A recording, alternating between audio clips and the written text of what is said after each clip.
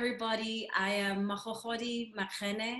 I am absolutely delighted to be here with you today. We're celebrating, as you know, the 50th year anniversary of our Queen Toni Morrison's debut novel, The Bluest Eye. I mean, how do we fully take in what the last 50 years have been and what Toni Morrison's contribution to all of us as America's greatest writer, arguably? What does it mean for us to grapple with the bluest eye 50 years on? That's the question that we're sitting with and very filled by, because the book remains and is maybe even more relevant today than what it was in 1970 when it was first published. We are I'm so stupid excited by our guest today.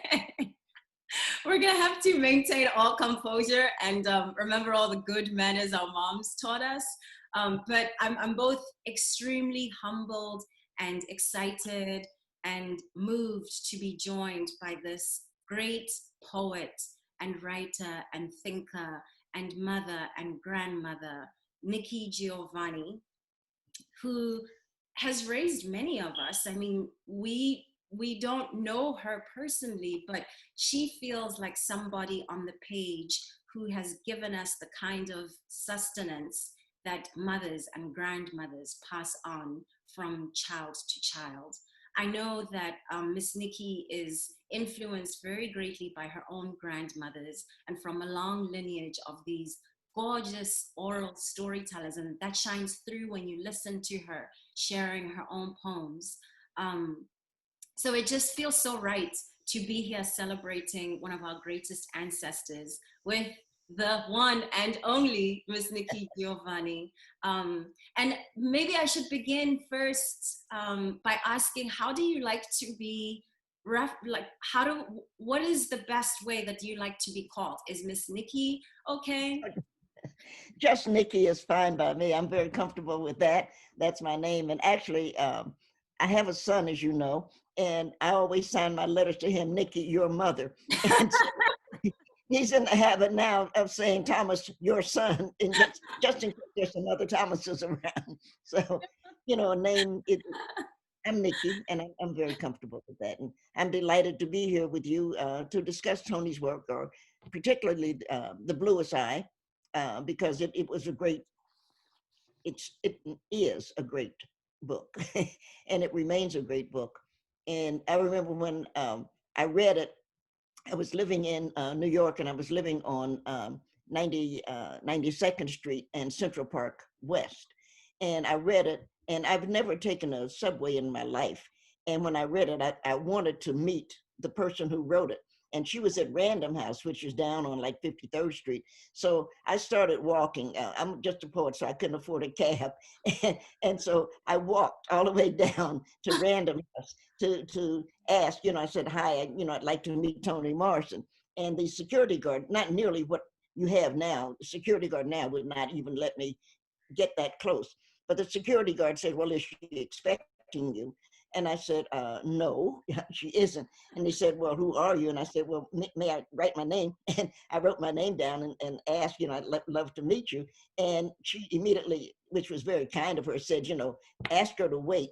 And so she grabbed all of her things and came down. We had a cup of coffee and talked. It was really wonderful. It was worth the walk. Let me share that. That's quite a walk, yeah. Definitely. I know you.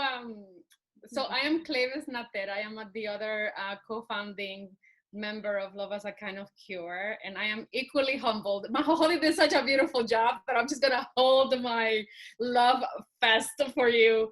But when I was reading about you meeting Toni Morrison and about that fateful day when you decided to go down there, and I think it's so incredible that what came out of that initial cup of coffee was the sisterhood that lasted decades long. And I thought that maybe we could start out by you talking about what was that conversation like, that first, because I've read books where I'm just like, if I meet the writer, I'm gonna pass out. So like, can you talk to us, what was that like? Oh, but when you talk to anybody for lack of a better word, that's great, it's no point in discussing the greatness. I had the extreme pleasure of meeting Rosa Parks, for example. There is no point in discussing how did it feel when you sat on the bus. You know, that actually it'd be stupid to ask that of Mrs. Parks. And so I never would. And we gossiped, we talked about some other things. And in meeting Toni, I was saying, oh, I really loved your book. But then we went on to discuss, you know, she had two sons and I had one. And as you know, her son Slade died. He had cancer. And when he did, that's going to come way forward. When he did, but when Slade died, I went to see Maya, who was our friend also. Both of us were friends of Maya. And Maya was 2 hours. She was down in Winston-Salem. So I drove down to say, what are we going to do for Toni? Because Maya also has a son. And her son's name is Guy. And Guy had an accident and he's crippled. He'd be crippled for the rest of his life. And we decided to have a reading, which is what we did. We invited all of the writers we knew to come and read their favorite Toni Morrison. And it was just really, it's called sheer good fortune, because we felt it was our fortune to be able to do that. And it was really just a wonderful, wonderful. India Arie was the only one who didn't read. India Arie wrote a song, and Toni was just thrilled, as she said, and I will quote that all my life, I'll quote it. She said, if nothing else ever happens to me in my public life, this does it for me. And I was really pleased. And of course, we lost Maya a couple of months later than that. I didn't know that Maya was dying at that point, but it just was good to bring them together, because we'll never be able to bring together that group of women. There were, you know, of course, men, Jericho Brown, and we're really praying for Jericho. We know that he's having some health problems, and he's up at the Mayo Clinic now. But we had other men, Jericho. We had Kwame Alexander. You know, we had a lot, but it really was the women. And when you think about civil rights, when you think about the big changes in life for Black Americans, you have to think about what Black American women did, because it was the Black American. If you look at them, I mentioned Mrs. Parks. If you look at the Montgomery bus boycott, it was the women who got up before dawn and made lunch so that the men would have their lunch when they went out to work. And they were all working, you know, jobs like they were garbage collectors. They had what we would consider bad jobs. And they used to have to go someplace and get something to eat. But the women made sure that they had their lunches and they were taking care of that, so that the boycott could and did continue until the Montgomery people won, until they won.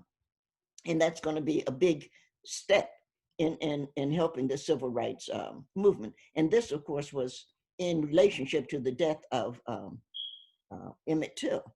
But we also know, when we look at Black Lives Matter, look at those three women and their movement. Speaking of Mrs. Parks, you really wish Mrs. Parks was here, because I think she would be incredibly delighted to see those three women that took what she had done, because she said no and was arrested. But what she had done was to show them you can make a difference. And I've always been amazed that the death of George Floyd actually became a worldwide. And when I was looking at television, I was looking at one of the, what is that thing? The TV that you look at that shows you all of the world. I'm not good at machines. But when I looked at that, and they were showing all around the world the people who were protesting the life, or the murder actually, of George Floyd. And they showed Perth, Australia. And it was one of those things I could not believe. I'm just like, my God, these three women have now taken a movement that one woman that I had the pleasure of knowing, the honor of knowing, Rosa Parks, who had a movement that got bigger. But these three women, Black Lives Matter, and they have a movement that's gone all the way to Perth, Australia. And I thought, boy, Black women are wonderful. I recommend it. They are. I mean, we couldn't agree more, because we were made by them, and we're here because of their love and their imagination, like yours.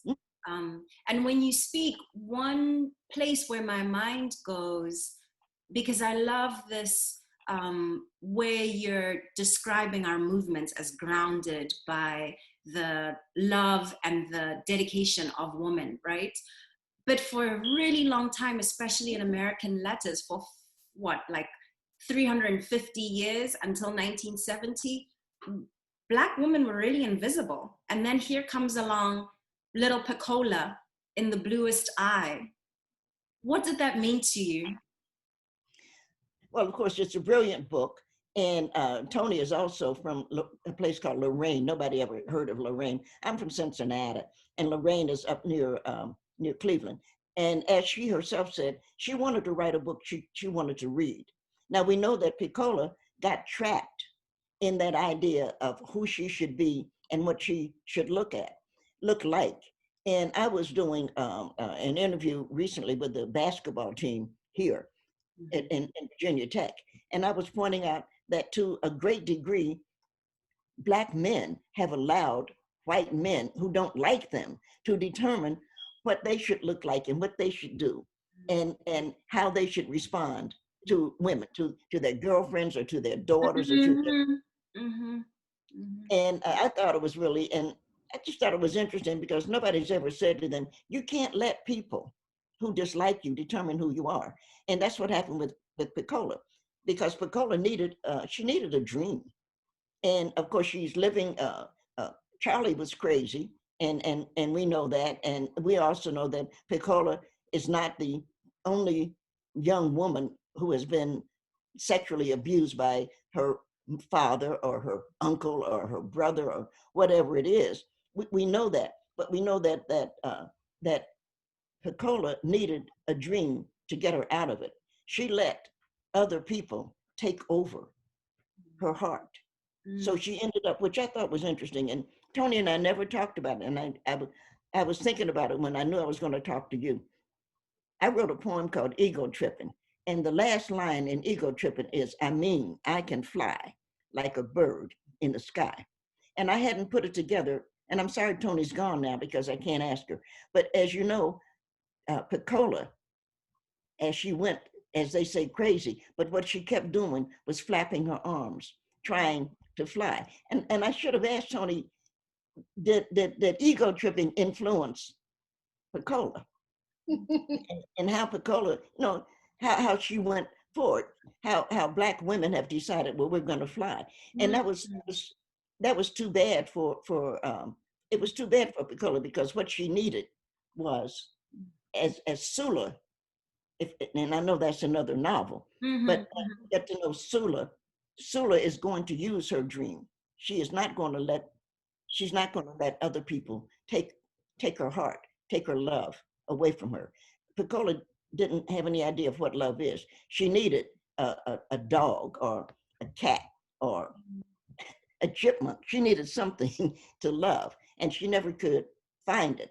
And I think that Toni was saying, that young Black girls who allow the horrors of our lives, and to me, there's no question that there are some horrors, that some things are horrible. I don't know, for example, what novels or what books or what poems may come out of the brown girls. I just want to deal with the brown girls who are coming to America, who are on the border right now. We do know that 1,000 or so are missing, and there's no way around the reality that those girls are sold into the sex trade. There's just no way around it. Now, we know some of them are not going to make it. Some of them are going to commit suicide. We know that. But we also know, because we're beginning to hear their stories now, that some of those young women are saying, this is what happened to me. And the most important part of that is what happened to me, because they didn't do it. And Pecola needed to understand that same thing. Something happened to her. She didn't do it. And if you're not careful, you'll let other people tell you something about your life that is not your fault, that you had nothing to do with it. We also know, of course, that Jeffrey Epstein was murdered in jail because he moved a lot of those children, a lot of those girls around. And we have a quote from Donald Trump that says, oh, he liked them young. We have that quote, and you can look that up. He liked them young. So we're wondering, if you're 12, 13 years old, somebody is saying, well, I want a 13-year-old. And you go and get them from the border, from the ICE, and you come, you pay for it, and you sell them. But that's not something that you did. That's something that happened to you. But we come from slavery. We were enslaved. And so we had children, and our children were taken from us and sold, some into the slave trade, and some to pick cotton, some to cook, some to whatever.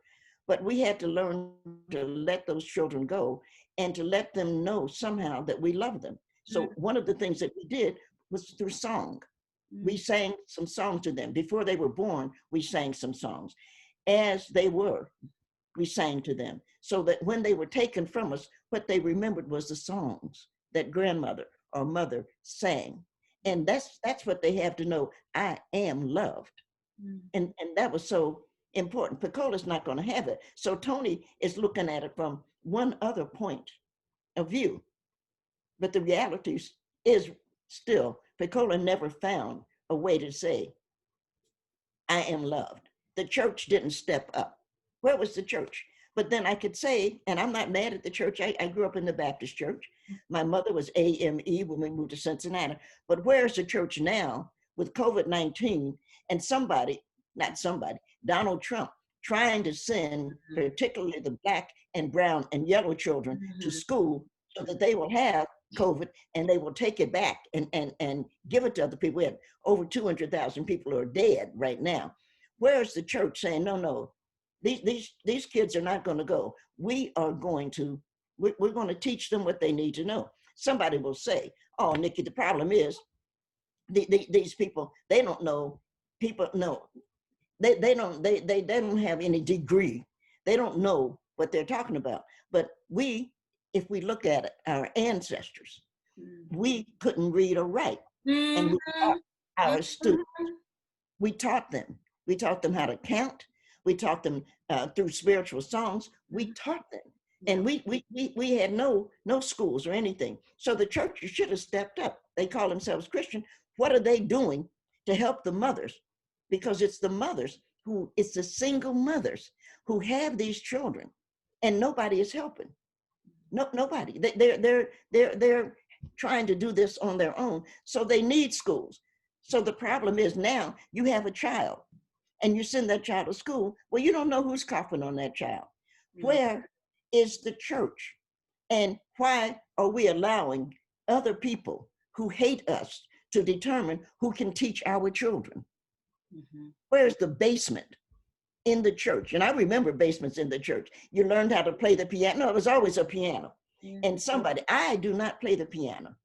And I should. It's one thing I regret. My grandmother did. But there was always a piano, and somebody wanted to learn to play it. And every now and then you could pick up something, a trumpet, you could pick up a saxophone, and that's where the music is going to come from. Where are the churches now teaching our children and telling the mothers, it's okay, we will take care of your children. Your children will be safe with us. We may not be able to keep them in terms of health. We're going to do all we can, but at least you know that they'll be safe. Right. I think, please. No, one thing that I thought about as you're speaking is so much of the power that exists in our ability to survive and thrive is actually just up to us. It's up to us as women, it's up to us as members of our own society, it's up to us as artists. And I heard one of the interviews that you gave shortly after Toni Morrison's death, where you were talking about if Pecola had read Renee Watson, Kwame Alexander, Edwidge Danticat, she would have loved herself more. And it made me think just about the power of the written word, the power of us seeing ourselves reflected on the page, and how that can really ensure our survival in so many deep ways. So as you're talking about these children at the border. And I am tormented by this thought often, because I come from, legacies of a lot of gender-based violence in my own family. And so I think a lot about how the survival of me, of my siblings, was largely due to the fact that we had other paths to see ourselves, to recognize ourselves, to recognize a path through to survival. So first I wanted to say, like, thank you for saying that, because when I heard you say that, I was like, oh shit, like, yeah. And then also I wanted to talk to you a little bit about that, about like the power of your work, the power of Toni Morrison's work. I want to talk about this new generation of writers and how, like, our responsibility now is to carry forward these legacies of survival through our art. And just your thoughts about that, about how we keep things going and how we ensure our own survival. Well, I think that the main thing that Toni teaches us, and I like to think that one of the things that maybe somebody like me helped teach us, is you have to be careful about your audience. And right now, we are still talking too much to the white people who hate us, to the white people who break down our doors in the middle of the night and shoot us, or who put us, who handcuff us to doors in automobile cars and shoot us, or who shoot our sons in the back because they're walking down the street. We have to be careful, because we're always addressing them. We're always saying, you're wrong, this is racism, you should stop that. When we need to start addressing us, to say, let us see how we can go forward with it. I don't have an answer to how we do it. I can only tell my story. And one of my stories is that I like us. So you get a lot of that. No, you have to like us.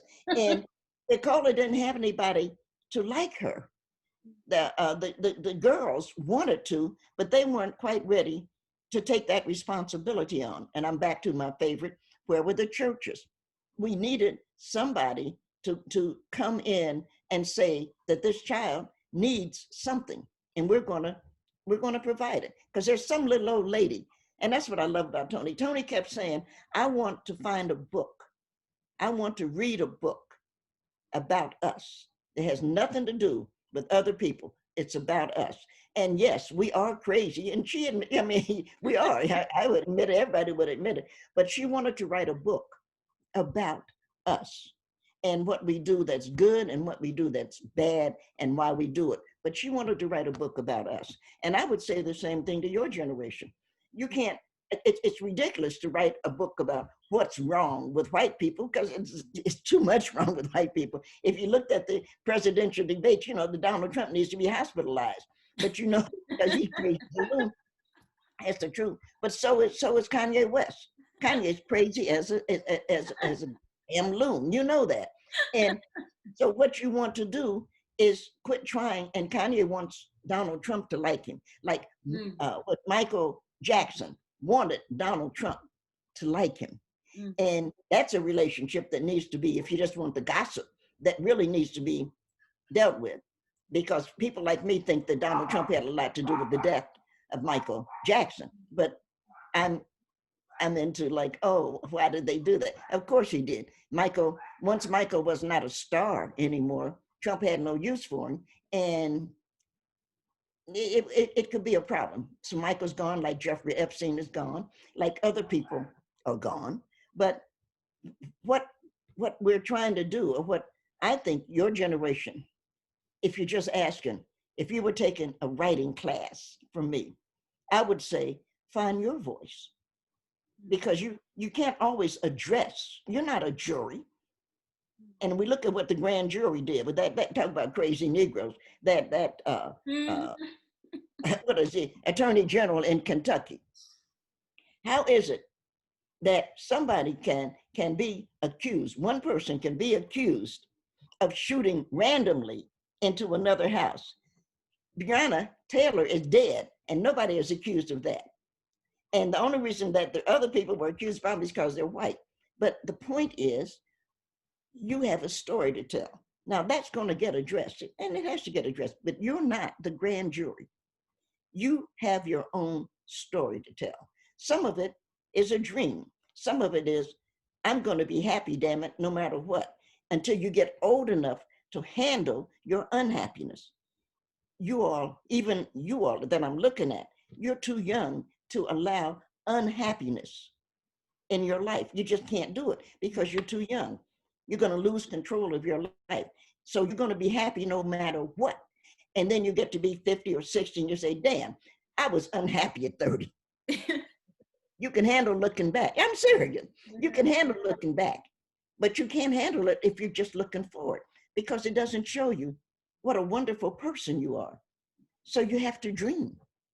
Dreaming is incredible, which is why I was just listening to Dinah Washington as I went out to get some coffee as I was coming back home. I was just listening to Dinah. Of course, Dinah is wonderful. Sarah Vaughan, Ella Fitzgerald. I mean, they're all, and it's so many, and not the only ones. Ray Charles, of course, sang the blues. There were so many singers, but you had to find Nina Simone. You had to find something that let you say, this is my dream. And then you had to do it. Diana Ross is probably one of the smartest women on earth because she recognized whatever her life was, she was going to take care of Tracy.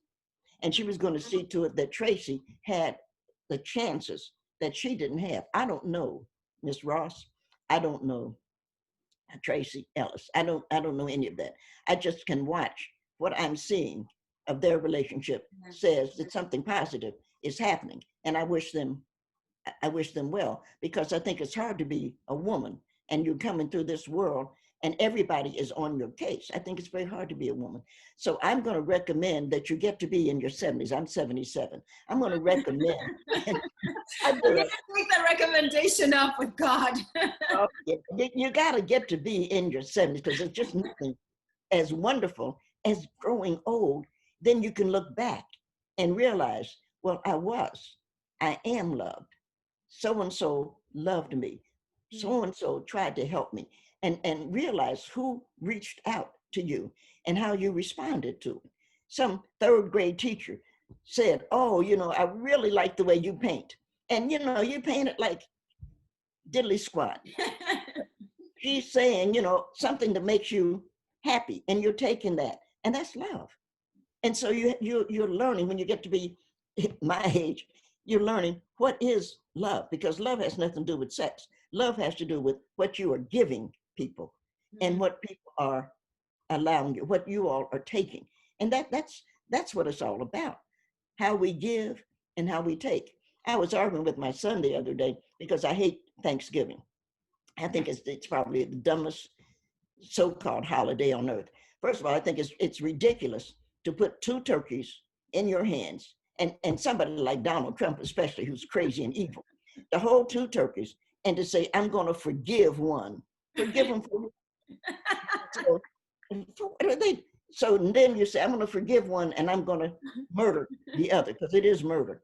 And we never think, okay, the one that's going to be eaten is like, well, what the hell, I'm going to be eaten. But the one that has to live, what does that turkey think? What is that? What is that saying? I lost my friend, and nobody understands what I lost. So I think it should be thanks-taking.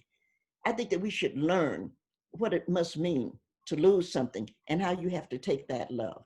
I teach here at a university where that turkey who lived is going to come, and we're going to study the turkey, because that's what they like to do in the vet school. We're going to study and see if the turkey understands. But the turkey's no damn fool. The turkey well understands. I have lost my friend, and it's not right. And the turkey doesn't know, why was my friend chosen to be murdered and not me? But we could ask any mother that. I just dedicated a book. It's called Standing in the Need of Prayer. And I dedicated that book to all of the mothers, because how do you do that?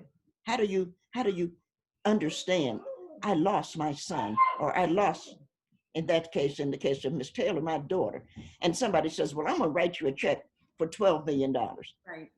But it's not, you don't want to be sold for $12 million.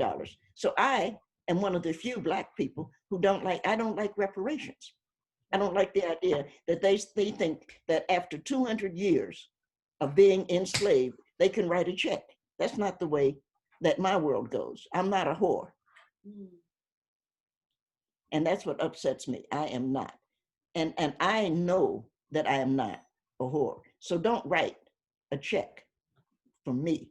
Now, I well understand that the Taylor family had to find a way. That the attorney obviously did a good job. So don't misunderstand what I'm saying about that. But you pay somebody $12 million to kill their child. So what are you paying to lynch them? What are you paying for the rapes? There's more to life than money. And that's what we have to seek. You are love as a cure. We know that one of the things we have to do is we have to learn to love, but we start with loving ourselves. Yes. That's our first audience, is ourselves. Did I just make sense? You're leaving us speechless over here. We're like, yeah, it's so powerful what you're saying. It's a hard, going forward is difficult, but I think we have to think about what it is that we value, not what it is that they value. And how do we want to make the world more what we think the world should be? Because I think that there's just nobody better, frankly speaking, than Black Americans. And that includes everybody. That includes the whole rest. I think, no, sincerely, because we are the people who created a new world. Even though we were, not even though, but we were enslaved. America knew whatever it was going to do, it was going to have to get somebody Black. Right? Because they could have gotten anybody to work. They could have gotten, and they did. The Irish could have done the work, and the Scots could have done the work, and the prisoners could have done the work.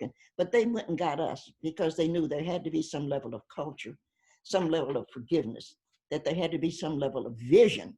And when you start to look at what Black Americans have envisioned, not only through help with the Constitution, because everybody wants to act like a couple of white guys woke up in the morning, scratched their dicks and said, oh, I think I'll write a Constitution, excuse me. But that's not the way it happened.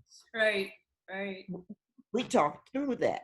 Right. And as we did that, we created a culinary situation. We created art. We've done a lot. And we have to keep that in mind as we begin to how are we helping to put the world together? We are the nicest people on earth. And I say it all the time because I'm a space freak. I think that the best thing in the world is for Black women to begin to think about outer space, because we already know the seven, we know those who helped put the first spaceships in. We know that because it finally comes out.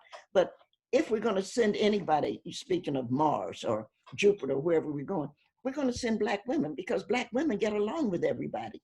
No matter how weird it is, we still get along with everybody. And that's the wonderful thing. So if we're on a rocket and what we're calling an alien comes, we're gonna be fine, because we have lived with aliens. All of don't we? I love you.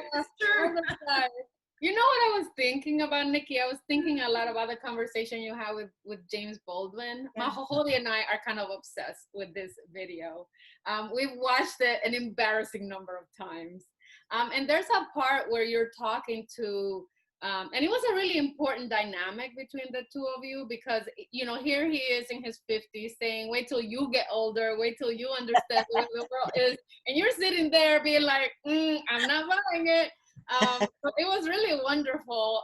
But one thing that I thought, I think reverberates to me to this day is this idea of the pass through is creating a new assumption. As long as we're building on these same old assumptions, we're not gonna be able to really find liberation, And so I think a lot about the radical feminism that you came from, the way that your work has, fired up a path for us, the two of us as feminists, to reach, just like you were saying with Tracy, and how her mom, created this path for her success as an artist.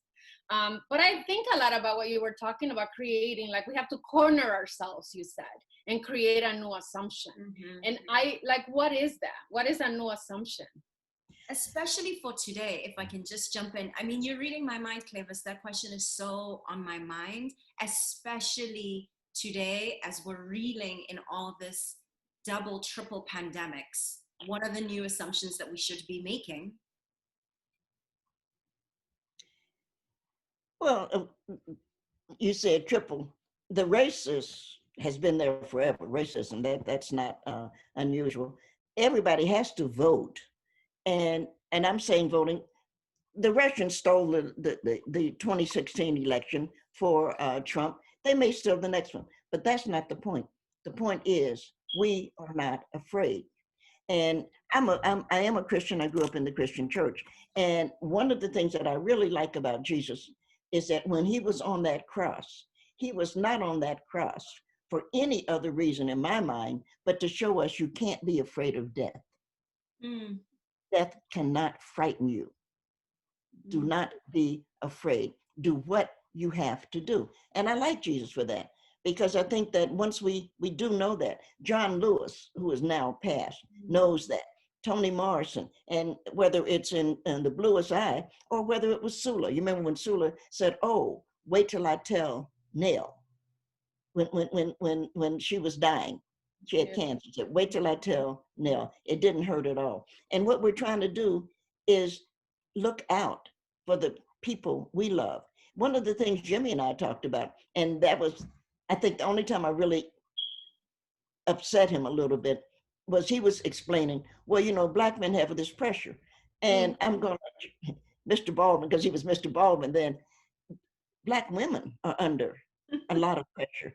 Why is it that Black men leave our beds and go to work, whatever work might mean, and smile and laugh at people, and then come home and beat us and mistreat us and holler at us?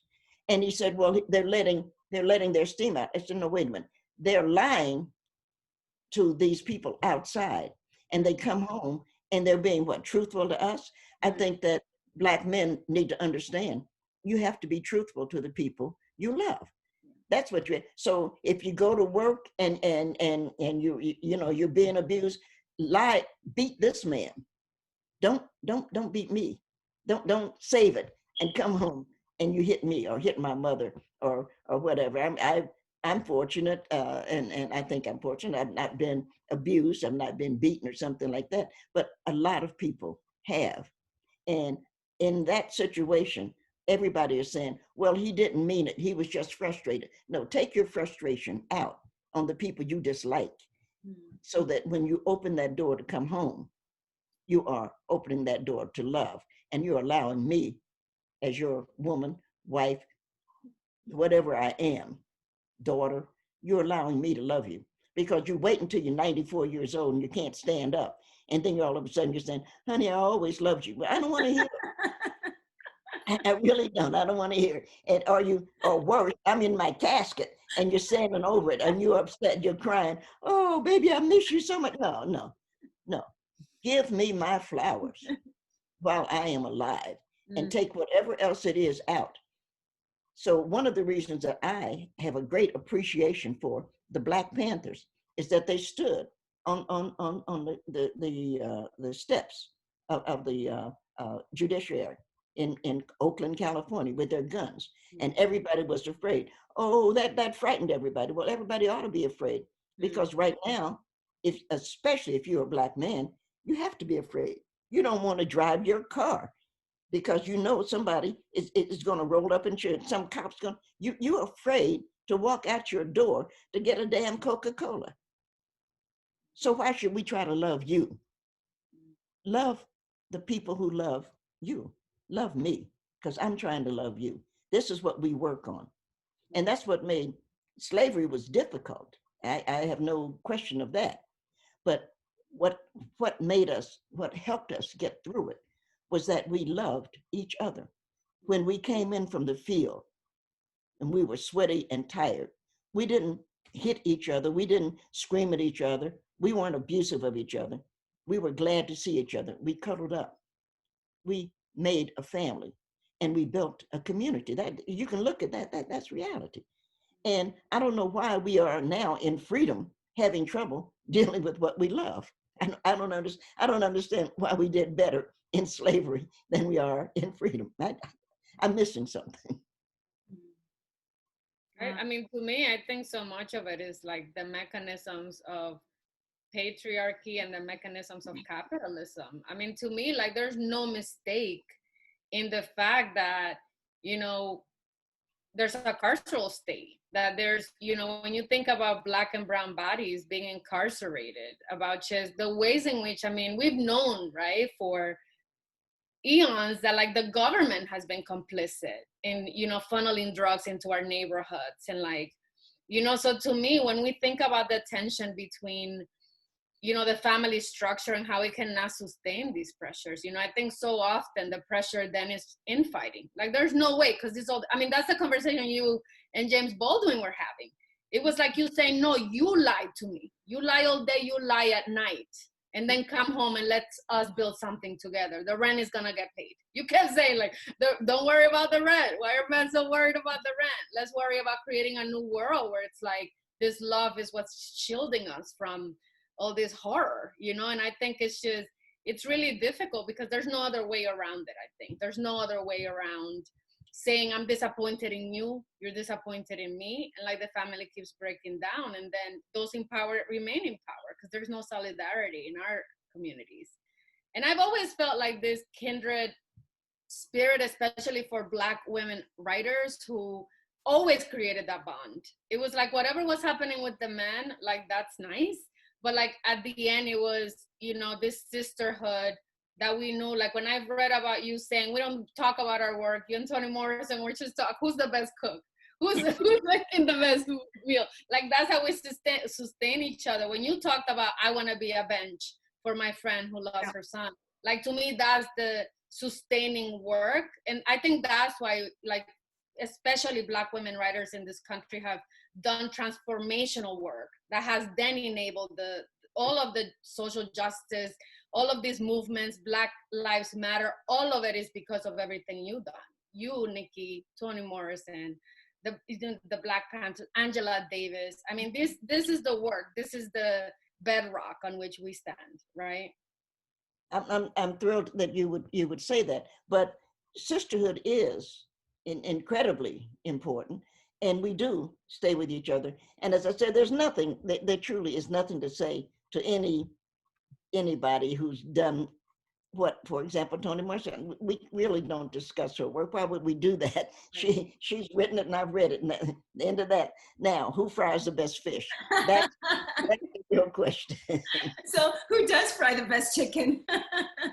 I'm afraid I do. Does everybody else agree too? I think almost everybody agrees. Maya and I used to have real serious discussions because Maya, you know, has written a couple of books and everything. And we were talking, I was like, well, I make the best, and I do rack of lamb. And she was like, no, you don't. And one time, it's really funny, and I don't know if she remembers it, but Oprah was down with her sister, and I say down, she was at Maya's with her sister and stuff. And Maya called me and said, you know, well, let's see about this rack of lamb. You know, you keep talking about it. I said, fine by me. And I had a couple and I took them down. And of course, I cook and I do cook an incredible rack of lamb. I believe you. It was beautiful, and I had rubbed it. I did all the things you should do, and it was just beautiful. And so she had the vegetables. Miss Clay cooked the vegetables, but I did the lamb. It was so lovely. And it's on the table, and you know, you cut it and everything. And Maya sits at the top of her table like any other queen. And so I'm just kind of sitting there saying, okay, what you got? And you know, she looks at me and she says, well, it needs a little salt. And I said, girl, you ought to. You ought to quit it. Yeah, she couldn't admit, you know, yeah, you do fix better rack of lamb than I do, which I did. But it was a lot of fun. What we bring to each other should be, at some point, a lot of fun. Mm-hmm. There should be some laughter and some love. And you have to be careful to not overstress and changing the world. We know that we do not want the world to change us. I cannot possibly say that enough. The world is too crazy. We do not want the world to change us. But we also recognize maybe we're not going to change the world today. Maybe today we're just going to be sisters and we're going to be laughing or playing cards. We play bid whist. It's not a game that you all know. I don't think your generation knows bid whist. We grew up playing bid whist. And so the four of us are going to sit down and we're going to play bid whist and we're going to have a drink. And that's what we're going to do. Yeah. The world will take care of itself today. For these couple of hours, we are going to take care of each other. And I think that's incredibly important. And I laugh all the time because I spent a great deal of time with Toni. But one of the things that would happen with us is that we could spend an afternoon together and never talk. You know, he'd sit there. She was a bourbon drinker, by the way. No, I'm sorry. She was a vodka. Maya drank bourbon. She was a vodka drinker. Wow. And I'm a coffee drinker because I'm going to have to go home. But I did have you know where you are. So I'd have the car, you know, was going to come and pick me up. But I would sit there and we just were sort of quiet together. You know, every now and then something, you know, what did you think about? But not a whole lot of, I have to show off that I'm smarter. She has to show off that she's brilliant. None of that. Just the quiet of the comfort, I should say, of company. That you know that whatever we're feeling, it's just not going to go anyplace else. It's important to have somebody that you know you can spend time with who's not going to take advantage of that, who's not going to take advantage of you. I think that's important too. I really do. You know, when you say that, I think of definitely sisterhood. I mean, Clevis is one of those people in my personal circle of sisterhood that I'm really grateful for. But I also think about the really remarkable relationship between grandmothers and their babies. You know, I think about the way that my grandmother loved me and how that love fills my soul even today. You know, my grandmother is an ancestor now, but she is all of me. And I'm curious, when you think about our babies today, when you think about young girls who are living through this moment, they are very young. You know, you have 12-year-olds who are watching what's happening in Kentucky and asking their parents, Mom, like, what, this Breonna Taylor, like, is that going to happen next year? Is that possible? Like, what is happening? What words do you offer that child? If Pecola were to walk into your office hours tomorrow at Virginia Tech, what would you say to her? I would try to say to her, you can't worry about it, because whatever it is, we've been through it. We've been through Hitler, we've been through Mussolini, we've been through slavery, we've been through it. And we would talk, if Pecola walked into my office and said, Nikki, what do you think is going on? I would say, girl, it's the same foolishness that's been going on all the time. You know, and you can't let that get into you. Are you afraid? Of course you are. Do I worry when I get into my car? Of course I do. Do I lock my door before and I'm serious about that, I lock my door before I back my car out of my garage. Why do I do that? Because if somebody's standing there to grab my door, now if somebody's standing there with a gun, I'm dead anyway. But I'm going to die one day anyway. I would rather not be taken out by some fool, but you never know. That's something between Jesus and God and me. I don't have anything to say, but I'm going to die one day. If you're born, you're going to die. So we can't let that worry us. We can't keep letting ourselves think we should do favors for, and I'm not picking on the men, but we should do favors for the men. We should be in bed with the men. So that, and I admire, by the way, the gentleman who went to protect his woman, because a lot of people wouldn't have. He pulled his gun out and he intended to do exactly what he did. And I'm very proud of the young man who shot the 2 policemen in California. And somebody says, oh, they're shooting the policeman. If the policemen wouldn't shoot us, we wouldn't shoot them. So the community, there's supposed to be a community. The community needs to choose who will be policing. That is a community job. It's not a job that's any bigger. It's something that you and I, wherever we're living, you're living in Montclair, you in Montclair should choose how you want your policing to go, because that should be a community situation. I think that policing should be community, and I think that the mailman, and I'm sure that you all don't remember the mailman, because all you see of mailmen is that they're driving a truck, a little truck, and they put the mail in.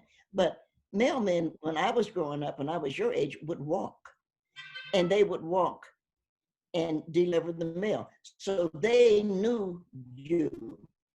They knew your name. They knew if you were at the door, if something was wrong with you. You had a community. And I think that that's important. We used to have, in my grandmother's day, we had a milkman who would come and he would drop the milk off. Milkmen are gone. But I think we need a postman, a postwoman, and I think we need police people. I think we need policemen of a variety of colors and languages. And I think that these should be chosen by the community. So everybody's upset. Oh, the policemen protect you. I don't know what the policemen do, but I know if you're Black, which I am, I'm afraid of policemen. When I see a police car, it makes me nervous. I put my hands at the top of my wheel if I'm driving. I put my hands, hoping that he can see. I have my hands up. I obviously don't have a gun or anything. Nobody should be afraid of a cop. That doesn't, and I'm making, it just shouldn't happen. And I don't know who else would admit that they're afraid of policemen, but I know if you got any sense at all, you are more afraid than not. Because it's frightening. You know that some of these people should not be policemen, first of all. They have already bad reputations. And you know that you should have something to do with it. You don't know these people. But the men and women that you know in your community don't have jobs because these outsiders have come in to take the job policing you. You don't need that kind of policing. You need a community. And you need somebody, as the old Cheers, I don't know if you remember Cheers, you need to go where everybody knows your name. Yeah. You need somebody coming by who knows your name. Yeah. So that if Mrs. Smith doesn't come to the door, he's worried. He's the police. He's a policeman, or he's the mailman, and he says, Miss Smith didn't come to the door. I better call somebody. I better check on her. She's like me. She's an old woman. Maybe she fell. These things happen. But if you have somebody dealing with the community and helping the community, one, you'd have the community would have jobs, which they don't have, and you'd have that feeling of protection. Why wouldn't that happen? Why shouldn't that happen? Well, you've given us so much. What I love, probably the thing that really resonates with me so deeply, is when you talk about the things that give us joy, and you talk about, your delicious food and how you won those competitions, hands down. But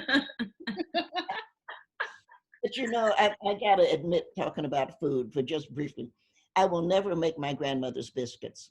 And I tried 2 days ago. I was was frying some chicken. I said, I'm gonna have some biscuits, and I'm gonna make grandmother's biscuits. And my grandmother could roll biscuits out. I don't know if your grandmother could roll them out and then make the biscuits, that sit up. And I can make drop biscuits because all you have to do is stir and stir and stir and then drop them. But I cannot roll biscuits out. And it dawned on me, I said, grandmother deliberately left something out so that every time I want biscuits, I'm going to miss her. Her house, of course. Anyway. She knew what she was doing. I bet you have something like that too. I probably do.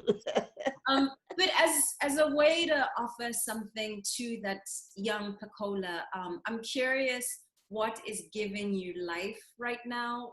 What are the things that are bringing you inordinate joy? One of the things that actually brought me inordinate joy in getting ready for this interview was learning, and please correct me if this isn't wrong, but I heard a rumor that you have a tattoo of Thug Life somewhere on your body.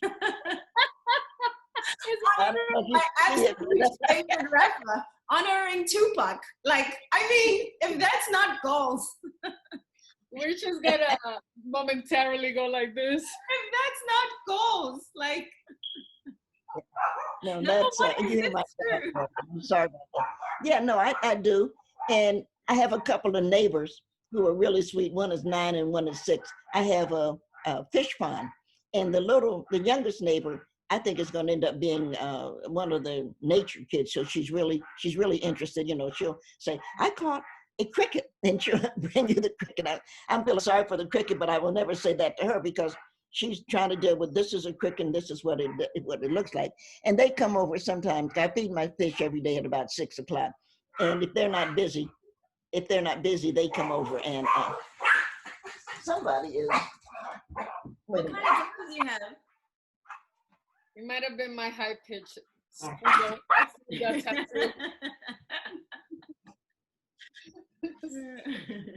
poor dog.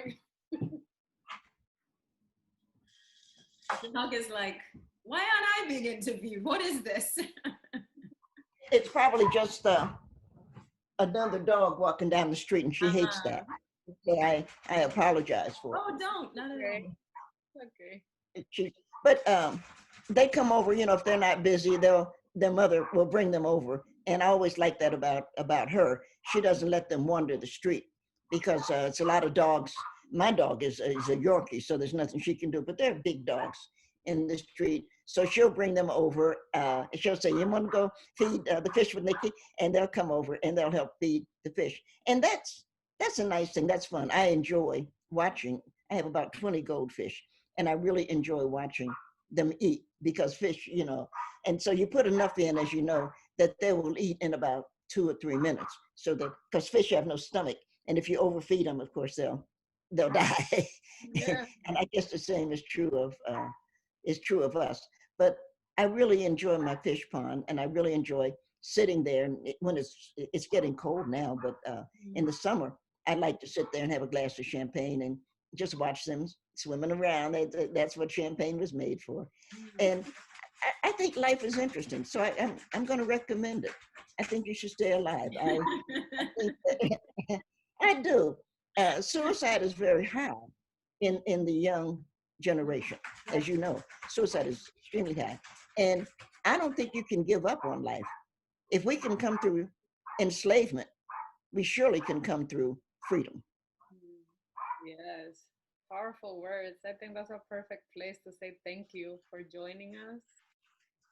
We're going Thank you. to no, I mean it's been so moving and powerful, and you know it is sobering to be reminded that you know the point of life is to live it. And for those of us that are trying to carry this torch forward, both in art and in revolution, it's good to remember that you know this concept of like don't let it change you, you know, because these days I'm feeling like I have 2 young children, and I feel like if it wasn't for that, I might be making some foolish choices with what's going on out there. So thank you for offering those words. It's really powerful. No, they'll be fine, and you'll get the oldest daughter. I was talking about my neighbor, but the oldest one likes to draw, and so she will draw and say the fish we're eating or doing whatever, and she puts it in my her father puts it in my post box, my post office box, and you know, let them draw and let them sing and listen to them, teach them how to cook, do whatever it is that keeps you, see that smile? They deserve that smile. I'm a stranger. And so I'm glad that you're smiling with me, but they deserve that smile. They've earned it. And that's what's important. I'm the mother of a son. And so he and I talk now about his childhood. And he said, well, you never did try to stop me, and I didn't. Whatever he was doing, well, that's good. But he played soccer. Let me tell you about Thomas, and he'll be upset if he hears this. He played soccer, and the parents take to the soccer field. So it was my time to drive to the soccer, to take the team to the game, and it was raining. So to me, you should cancel the game, but nobody's listening to me. So they're playing soccer, so they're all muddy. I mean, just muddy, muddy, muddy. And I had a Peugeot, and I had paid a lot of money for that car. And when the game was over, I just looked at the boys, there's 6 of them, and I said, gentlemen, you must take your clothes off before you can get in that car. And they all had to take their clothes off, and they were all, maybe that was mean, but I can't mess up my car. And Thomas was laughing. Don't mess it up. Gangsta, baby, gangsta. Mama don't play. You have to let them do some foolish things, and you have to do some foolish things. It's life, and life is a good idea. I love it. I love it so much. Thank you for your gifts, everything you've done, and continue to enjoy that champagne by the pond. I've been thinking about you like that. I'm going. That's my image too. That's definitely the image that I'm holding on to. You at the pond, those little fish running around, your thug life tattoo out, taking in the sun, and here's the champagne. Cheers to that.